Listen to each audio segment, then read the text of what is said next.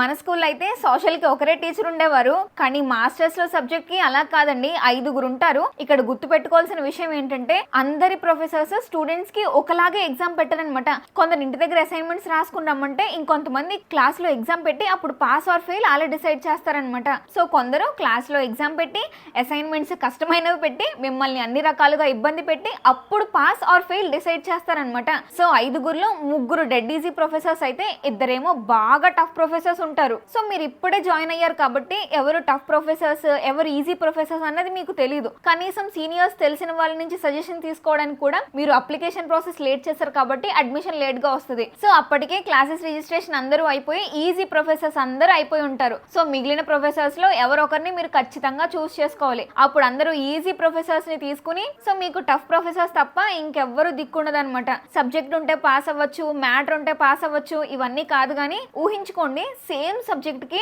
వేరే ప్రొఫెసర్ తీసుకున్న మీ ఫ్రెండ్ ఏమో నెలకు ఒక అసైన్మెంట్ ఇంటి నుంచి రాసి 90 మార్కులు తెచ్చుకుంటే, మీకు అదే సబ్జెక్ట్ కి మీ ప్రొఫెసర్ వారం వారం కాలేజ్ కి రమ్మని కళ్ళు తిప్పకుండా ఎగ్జామ్ పెట్టి మీకు సి గ్రేడ్ డి గ్రేడ్ వేసేస్తే ఎంత బాధగా ఉంటుందో. సో అందుకే చెప్పేది ఏంటంటే, ఇలా మీకు తెలియని ఎన్నో విషయాల్ని వివరంగా చెప్పి మీరు ఏ ఇబ్బంది పడకుండా మిమ్మల్ని విమానం ఎక్కించే బాధ్యత మాది అని.